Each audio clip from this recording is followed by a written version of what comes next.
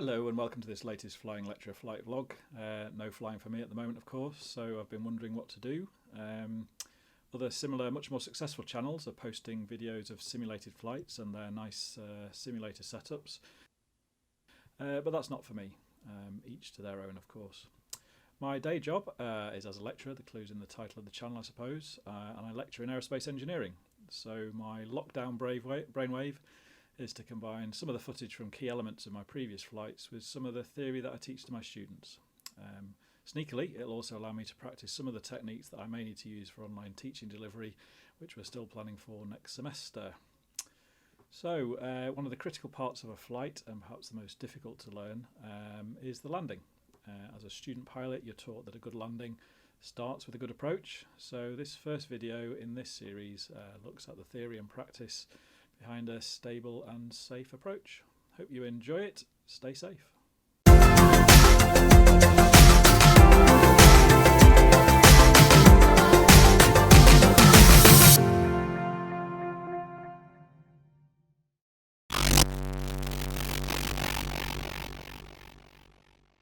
you're flying using visual flight rules, VFR, then the approach to the runway is made with reference to the view of the outside world through the aircraft's windscreen.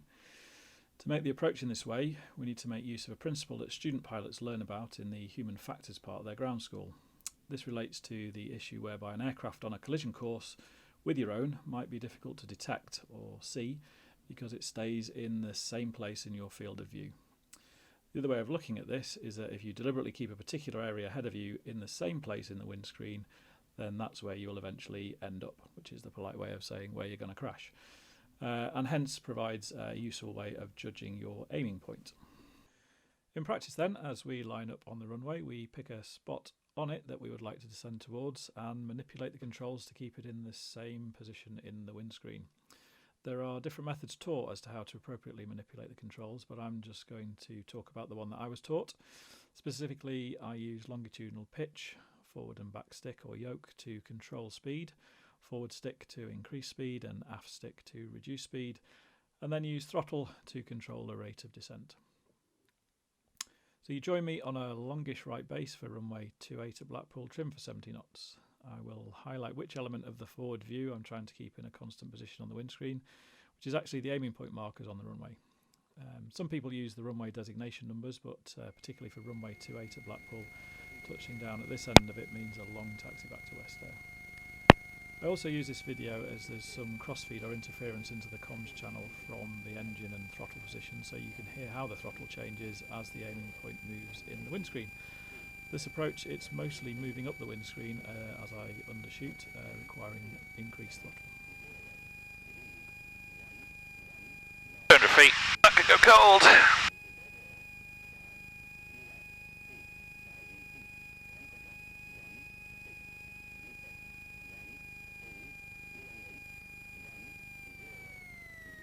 Okay, so we just need to think a little bit about what's going on with the physics here.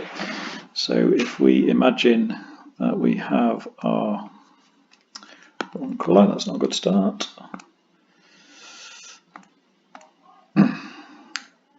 Imagine we have our aeroplane. I never did get art GCSE. Okay, and it's travelling with some speed, big V, with a flight path angle to the horizontal that is gamma, and gamma is positive for a climb and negative for a descent. And then we have the usual four forces acting on it. So we'll have our lift acting perpendicular to our direction of travel. We will have our weight acting downwards. We will have our drag acting perpendicular to our direction of travel, and we are going to assume that our thrust is also acting along our direction of travel. So if we think that we're operating at a constant speed, so all of the accelerations must sum to zero, the aircraft's in equilibrium, and we resolve our forces along the direction of flight. We just need to worry about what's happening with the weight. And so that's gamma there. So we think of this direction as positive and this direction as negative. Our thrust minus our drag has to equal the weight times the sine of gamma. The other way of thinking about that, of course, is that thrust minus drag minus W sine gamma is 0. Okay, that's just two ways of saying the same thing. And if we look at equation 1 and just rearrange it slightly, we can say that sine gamma, which for small angles is approximately equal to gamma, is equal to the thrust minus the drag divided by the weight of the aircraft. So instantaneously, i.e. our weight is constant, our ability to generate a climb angle depends upon thrust minus drag, which is called our excess thrust.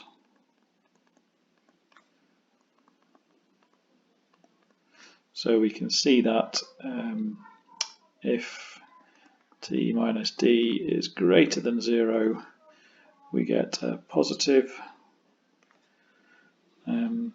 climb angle, positive gamma, and if T minus D is less than 0, we get a negative flight path angle. We'll be heading towards the ground. So, all good. We can go another step further actually, if we think about because we're interested really in our rate of climb here, so we can think about what the velocity vectors look like. So we have our velocity vector v, we are interested in our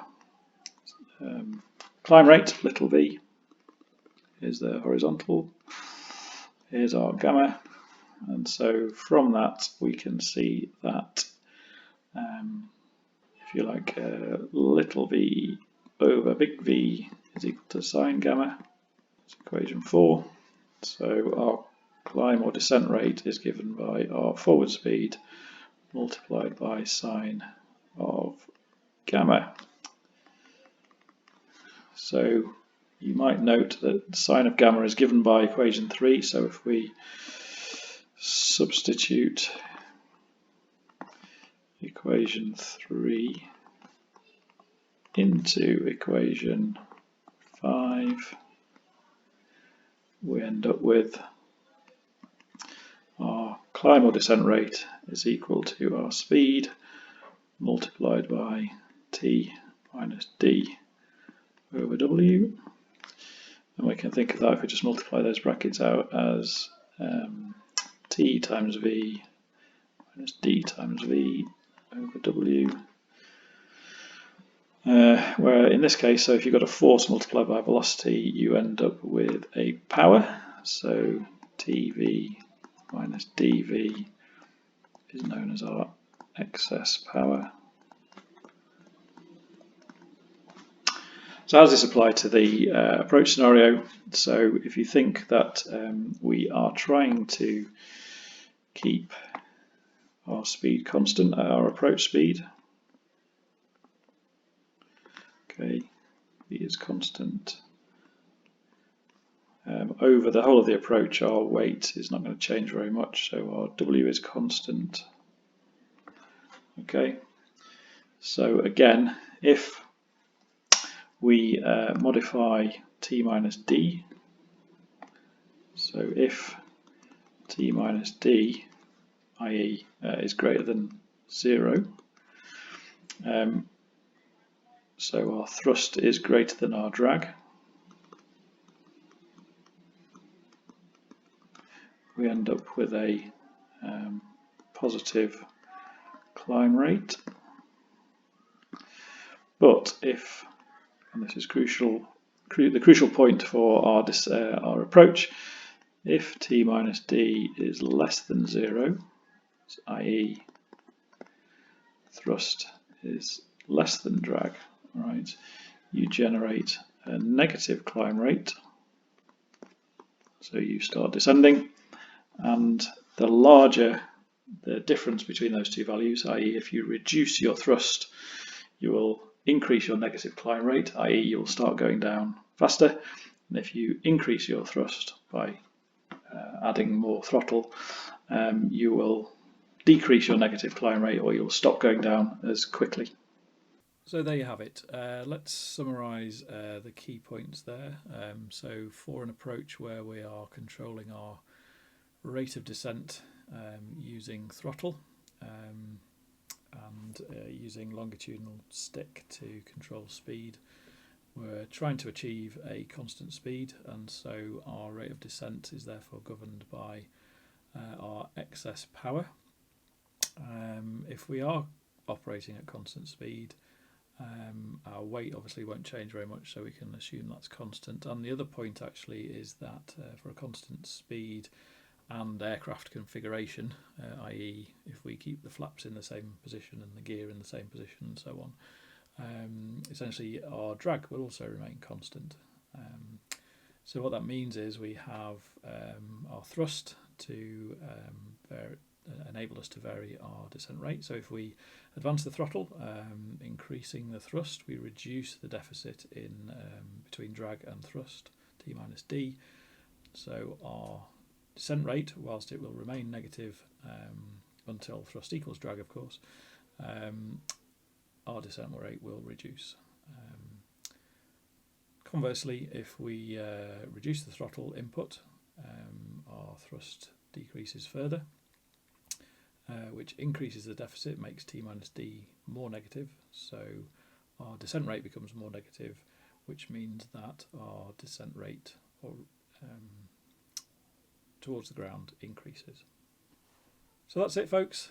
That was the first of these. I bet you wish you had watched someone go and do a simulated flight now. But if you did enjoy it or found it informative, don't forget to hit the like button. If you're not a subscriber, feel free to subscribe. There's plenty of other real flying videos to go and have a look at if you wish. Which just leaves me to say stay safe, and we will see you for the next one.